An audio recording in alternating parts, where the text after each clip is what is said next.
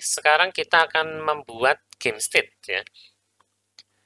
Seperti yang sudah kita sepakati pekan lalu, ya, akan ada 4 buah state pada game Bitcoin Rush. Karena tidak ada win dan lose, ya, maka di sini tidak ada win dan lose. Yang ada adalah playing, ya. Gamenya akan bermain atau dimainkan secara normal. Kemudian ada pause, ya kalau di pause ya berhenti ya. Kita akan membuat pause-nya kalau tombol escape ditekan. Terus rush, waktu tersisa tinggal separuh, ya, atau angka berapapun yang diinginkan, nanti silakan diatur sendiri. Dan game over adalah kalau waktunya habis.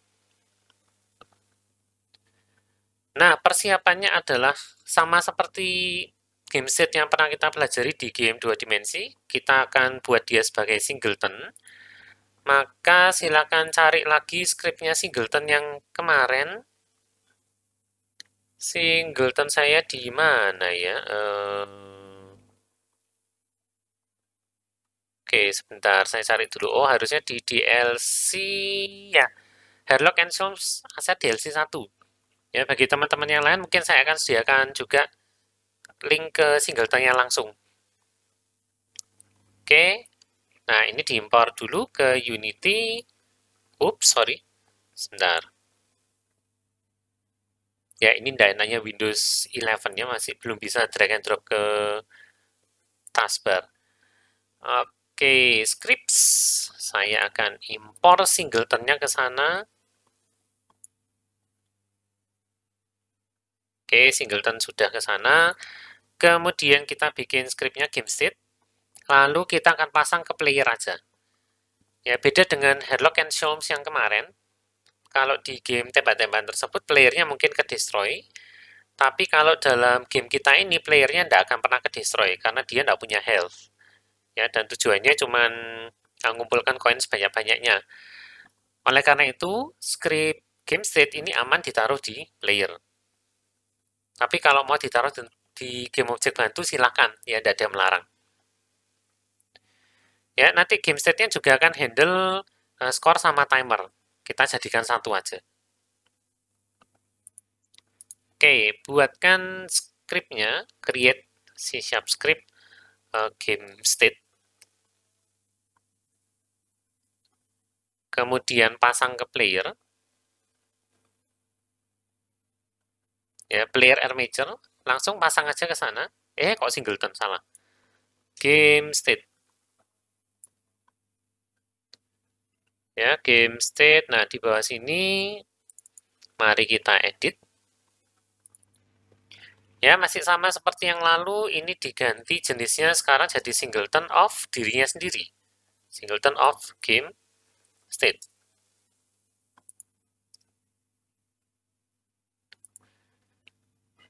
Ya, lalu dalamnya kita akan bikin beberapa field dulu. Ya, yang pertama adalah field untuk score. Jadi ada private float score, terus ada public float score, ya get set. Nah, kalau ada warning bahwa ini sebetulnya bisa dibikin explicit body property, abaikan dulu.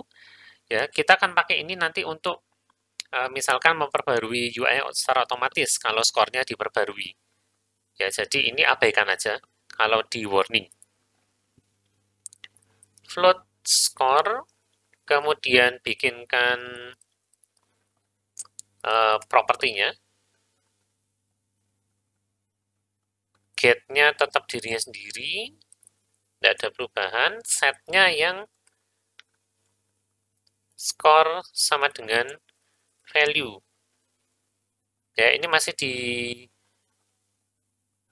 di garis bawah. Dia bilang use expression body karena isinya cuma sebaris. Tapi sebetulnya nanti di sini ada sesuatu. Jadi abaikan dulu aja.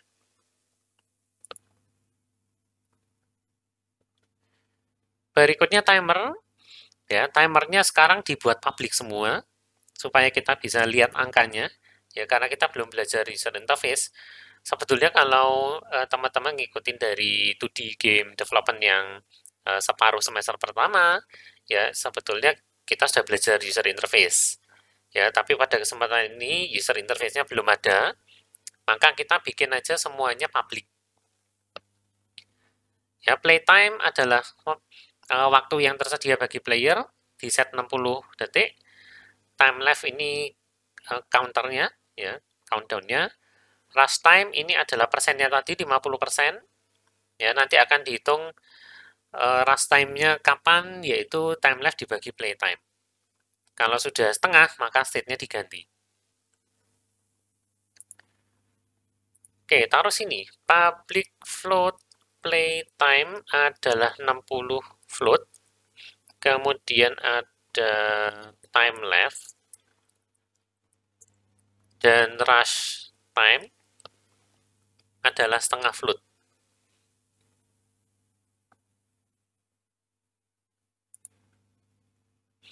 Berikutnya ada state. Ya, oh saya lupa ngasih screenshot ke state apa saja, tapi semoga teman-teman masih ingat caranya untuk state. Ya, perlu bikin enamnya dulu. States urutannya terserah ya. Saya pakai playing, pause, rush, dan game over. Kemudian ada public states, current state. Ya, lalu bawahnya baru ini ya, boolean is playing, is rushed, is pause, sama is game over. Public boolean is playing itu adalah kondisinya current state itu playing atau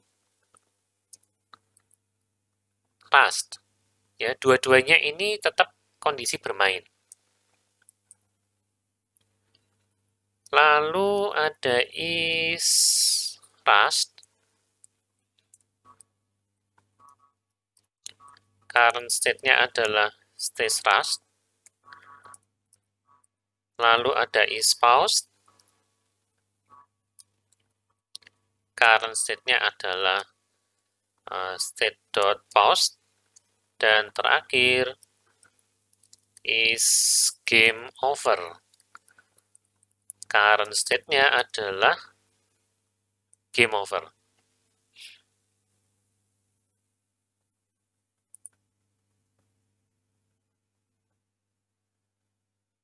Nah, inisialisasinya tidak ada yang istimewa di sini, ya. Kita atur time left-nya sebagai playtime, kemudian current state-nya langsung otomatis di set playing. Jadi di sini time left sama dengan playtime.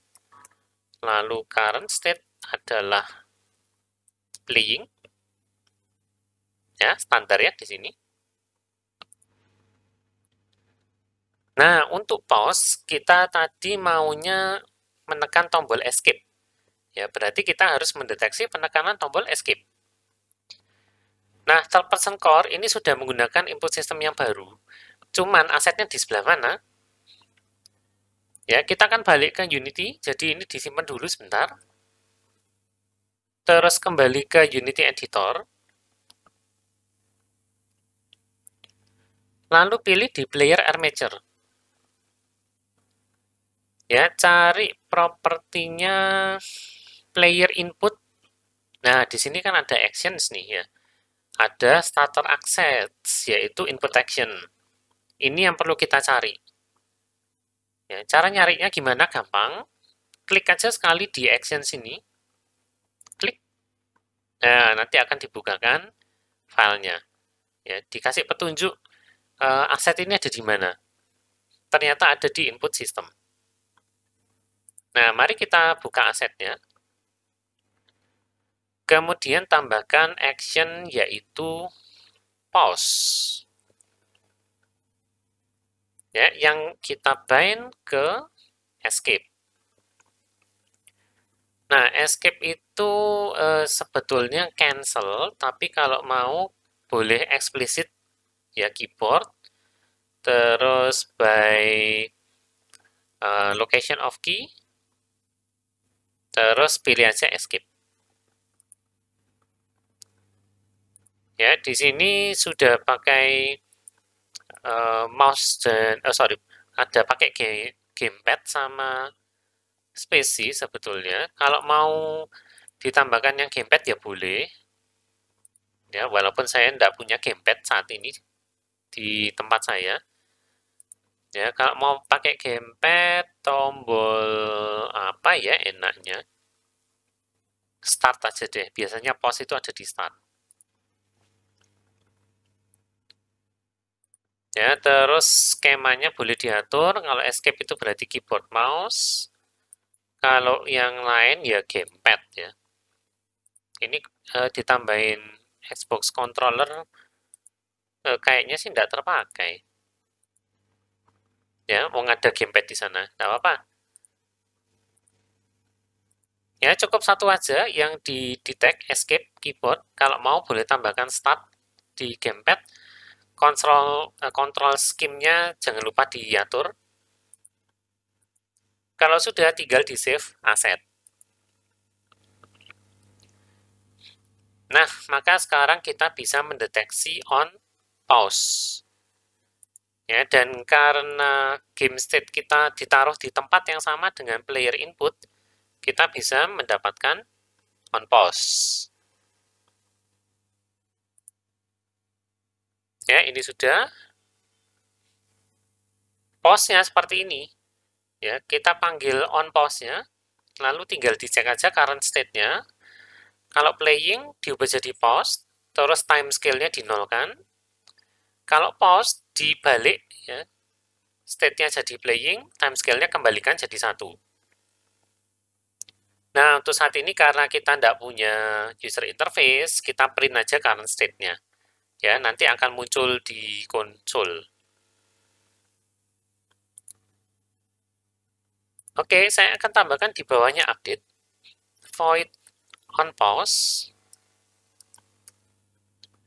Ya, lalu tinggal switch aja untuk current state. Kalau dia adalah playing, ya, maka current state-nya kita atur jadi pause. Lalu time dot delta time sama dengan 0 dan break. Lalu case untuk pause sendiri, ya, current state kita kembalikan menjadi state dot playing. Sorry, ini bukan time delta time, time scale. Ya, kemudian time dot time scale di sini kita kembalikan jadi 1F dan break.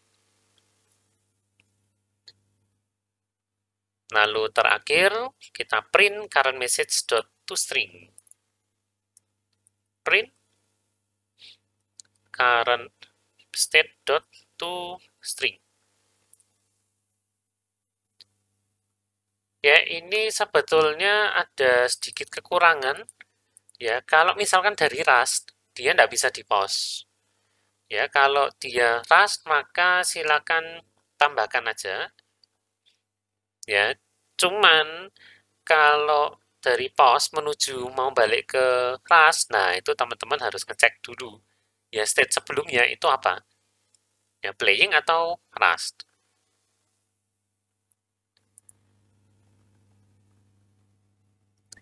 Nah, tapi ada bantuan di sini ya, ada bantuan dari update. Ya, update-nya dia ngeceknya begini, kalau tidak playing ya sudah, enggak perlu ngupdate apapun. Ya, kalau is playing, maka kita kurangi time left-nya dengan time delta time. Kemudian kalau time left dibagi playtime itu kurang dari rest time, maka current state-nya dikembalikan jadi rust. Ya, kalau time left-nya kurang dari 0, maka dia game over. Ya, kita hentikan time scale-nya dan di print dulu aja game over. Nah, berarti di sini bisa ditambahin nih. Ya, bisa ditambahin case-nya yang state rust. Ya, dikombin aja jadi satu. biarkan dia menuju pause, terus dari pause bisa dibiarkan kembali ke playing. Toh nanti di update itu ada pengecekan yang membuat state-nya bisa kembali jadi rust. Ya, walaupun ini nanti berarti akan ada satu frame ketika si state-nya game itu yang sebelumnya rust itu bisa balik ke playing ya kalau dia nge-pause. Tapi ya sudahlah, cuma satu frame. Nggak kerasa harusnya buat playernya. Oke, di sini kita cek kalau tidak is playing, sorry, is playing, langsung aja return. Kemudian kita kurangi time left-nya dengan time delta time seperti biasa. Kemudian kalau time left dibagi dengan playtime, itu sudah kurang dari atau paling tidak sama dengan rush time. Ya, current state-nya kita ganti menuju rust. Kemudian kalau time left-nya kurang dari sama dengan 0, float. Ya, current state-nya adalah game over sekarang. Time scale-nya kita nolkan, ya, pemainnya tidak bisa bergerak, walaupun nanti akan menciptakan efek yang agak unik sih, ya. Kita lihat aja nanti. Dan terakhir print game over.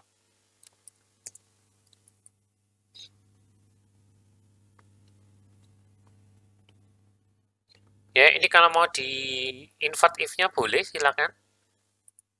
Ya, walaupun kalau di invert jadinya if not time left kurang dari sama dengan 0. Pastinya kalau dibalik ya kalau time left kurang dari sama dengan 0, kebalikannya adalah lebih besar ya.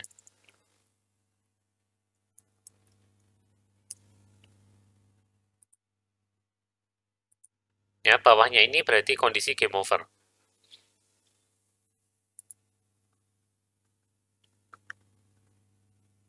Oke, game state kita selesai. Ya, sekarang kita harus menyesuaikan koin dan koin spawner untuk memeriksa state sekarang playing, ya. Jadi ada beberapa kondisi pada coin spawner dan koin ya yang hanya boleh dijalankan kalau dia is playing. Misalkan di koin ya, melakukan ini semua itu hanya terjadi kalau gamenya sedang dijalankan. Nah, maka kita cek aja kalau game state sekarang ya, current state itu tidak sama dengan playing, atau kita kan sudah punya is playing ya sebetulnya. Is playing, maka return.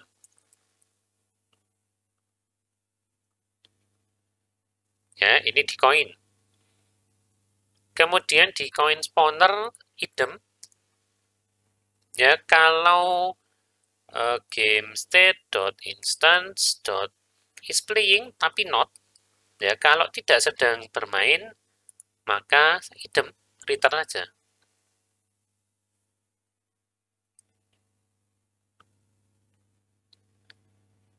Dan satu lagi, tambahkan kode yang tepat untuk memberikan player skor ketika dia menyentuh koin. Nah, di manakah itu? Ya, skor kalau teman-teman ingat dari pembuatan game 2D yang Kapanari, ya, dia dapat skor kalau mengambil koin. Nah, berarti di sini, ya, kalau koinnya ini ditabrak sama player, maka skornya kita tambah. Game state.instance.score plus sama dengan value. Ya, lakukan ini sebelum mendestroy koinnya.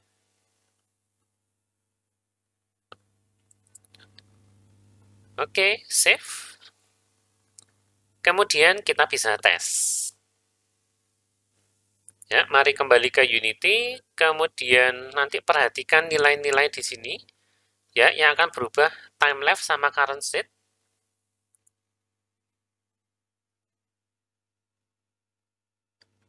Ya, sama, oh sebentar, skornya tidak kelihatan sih. Ya, untuk skor mungkin nanti aja. Ya, skornya di sini sekarang masih private. Skornya nanti aja, kita tunggu kalau user interface-nya sudah.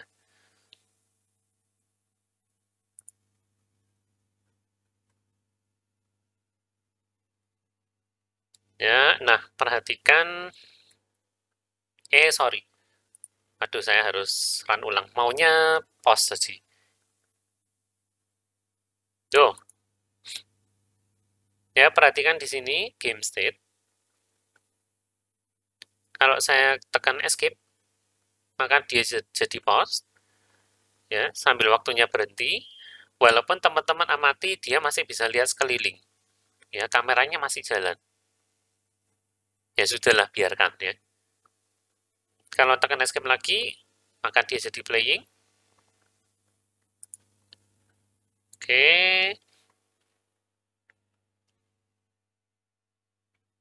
Ya, sambil saya main juga sebentar. Sini satunya, oh sempat dah ini. Oke, saya ambil koin yang di sini, dan di sini. Nah, sekarang lagi rush di sana. Ya, tapi ketika kondisinya sedang rush, seolah-olah tidak terjadi apa-apa pada permainan kita. Ya, padahal maunya tadi kan kalau rush, maka masa hidupnya koin ini menjadi semakin singkat, ya. Tapi kemunculannya juga semakin cepat. Nah, ini sekarang dia sudah game over. Oke, berarti kita perbarui satu lagi ya, terkait dengan kondisi rush-nya. Itu tugasnya coin spawner. Ya, tugasnya coin spawner sama di coin. Spawn rate-nya kita akan cek kondisinya sekarang gimana. Game state dot instance dot is rushed. Ya, kalau dia lagi rushed, maka kita random range spawn rate min tapi dibagi dua, ya, dan spawn rate max juga ikut dibagi dua. Ya, tapi kalau tidak lagi rush, maka biarkan dia spawn rate min dan max. Lalu masa hidup koin, ya di sini live-nya, kita cek dulu kondisinya, ya. Game state instance, kalau is rushed, maka lifetime-nya dibagi dua. Kalau tidak, ya sudah lifetime aja.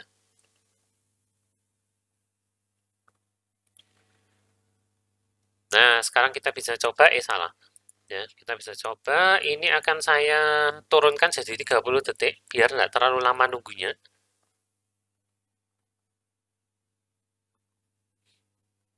Ya, perhatikan di inspektor ya. Oke, mau saya kayaknya saya kunci di sana aja. Nah, sebentar lagi ras kondisinya. Koin yang sudah ada tidak akan terpengaruh, ya. Tapi koin yang muncul berikutnya itu seharusnya dalam kondisi ras. Ups. Oke, kayaknya kurang lama mengamatinya. Setelah kembalikan ke 60. Ya, sambil saya cek dulu is rust mana ya tadi. Is rust-nya sudah. Ini spawn rate yang barunya juga sudah. Kemudian lifetime-nya ya, kalau is rust maka lifetime-nya dibagi dua. Tapi kalau enggak, dia tetap lifetime-nya 10 berarti. Sambil nanti saya akan ambil sampling secara acak dari sini. Ya, ini ada banyak BTC clone. Oke, sebentar. Saya harus pindah ke sana dulu.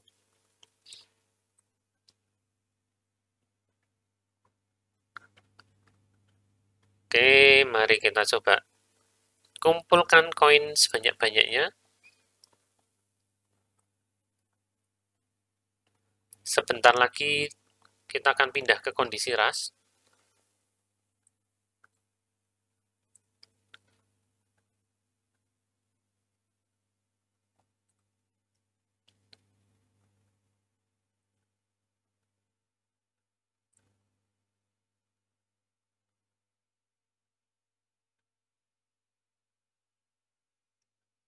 Nah, kalau teman-teman lihat di sini, bahkan koin-koin kita sekarang tidak ada yang menuju ke kondisi disappearing ya.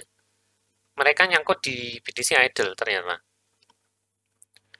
Kalau kita lihat lifetime-nya, live-nya 5 sudah betul. Ya, live-nya 5. Kemudian seharusnya sih sudah kepanggil nih, disappear-nya sudah ke trigger. Oh, ini kurang, ini keliru. Ya, ini kalau not playing. Ya, kondisinya keliru. Harusnya not, if not game instance, game state.instance is playing, baru return. Ya, makanya semua koin kita tadi tidak pernah disappear ya. Oke, berarti saya bisa dengan PD membuat waktunya berkurang. Saya pakai 20 detik aja.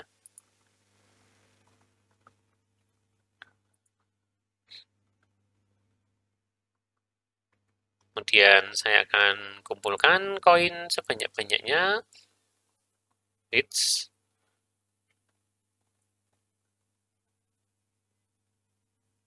Nah, ini ya, koin yang ini teman-teman lihat dia begitu muncul langsung kedip-kedip. Ya, sudah game over duluan. Ya, maka sekarang kondisi rasnya jalan. Ya, koinnya muncul dan dia tiba-tiba langsung kedip-kedip, ya langsung disappear. Karena lifetime-nya berkurang 2 kali, dari 10 jadi 5. Dan kalau life-nya sudah 5, maka dia langsung menuju ke disappear. Nah, berarti kurang lebih game set kita sudah jadi. Ya, nanti beberapa nilai di game set kita akan pindahkan ke user interface ya. Misalkan waktu sama skor. Ya, terus mungkin kondisi rasnya kita berikan sebuah petunjuk ya. Bahwa sekarang ini sudah waktunya tinggal 50%, tinggal separuh ya. Ayo cepat-cepat ya. Nah, dengan demikian gameplay kita kurang lebihnya jadi ya, kita sudah bikin Bitcoin Rush dengan gameplay yang kita tentukan, koinnya sudah bisa muncul di level, sudah bisa kita ambil. Ya, kalau ngambilnya agak susah, mungkin ada baiknya posisi koinnya dinaikkan. Ya, ini harus mepet ke kaki memang. Tinggal ngasih skor ya user interface. Nah, ini pas banget. Ya, kalau game over, dia nge-freeze di tempat. Oke, sebagai latihan, ya, nanti silakan dikerjakan. Kita akan tambahkan Dogecoin, ya, temannya si crypto, ya, dog is man's best friend, maka kita kasih dia teman Dogecoin. Nah, kita akan perlakukan Dogecoin ini sebagai power up. Nanti silakan ambil modelnya dari Turbo Squid lagi ya. Dia lifetime-nya beda dengan koin, tapi animasinya sama. Lalu kemudian untuk Dogecoin satu biji aja cukup ya, dan dia akan spawn pada tempat yang berbeda dengan BTC Coin. Jadi perlakukan dia seolah-olah seperti BTC Coin, tapi spawn location-nya beda-beda ya, sama lifetime-nya juga beda. Silakan gunakan atau buat dia menjadi prefab, dan prefab-nya itu samakan persis dengan BTC Coin strukturnya. Ya, jadi tiru aja strukturnya BTC Prefab, yaitu ada parent, lalu ada child yang namanya model persis. Ya, M-nya huruf besar, ODEL-nya huruf kecil. Ya, kenapa harus namanya persis? Karena kita akan gunakan animator yang sama seperti BTC Coin. Ya, jadi nanti di root game object-nya tambahkan sebuah animator, lalu kontrolernya itu gunakan sama persis, ya. Controller yang ini gunakan juga BTC. Maka nanti Dogecoin kita akan punya animasi yang sama persis. Ya, bahkan animatornya nanti kalau dilihat itu juga sama persis seperti ini. Nah, script coin-nya bisa dipakai, tinggal dimodifikasi aja kalau dia mencapai 50% dari lifetime-nya, jadi bukan lagi selalu 5 detik, ya, tapi 50% dari lifetime dia baru trigger disappearing. Sementara itu untuk spawn point, bikinkan baru, ya, silakan ditaruh di tempat-tempat lain yang belum dipakai. Nah, coin spawnernya boleh dipakai ulang buat si Dogecoin. Ya, lalu supaya gamenya nggak terlalu mudah, spawn rate-nya Dogecoin ini dikurangin aja. Nah, kalau dikumpulkan sama si pemain, apa yang terjadi efeknya?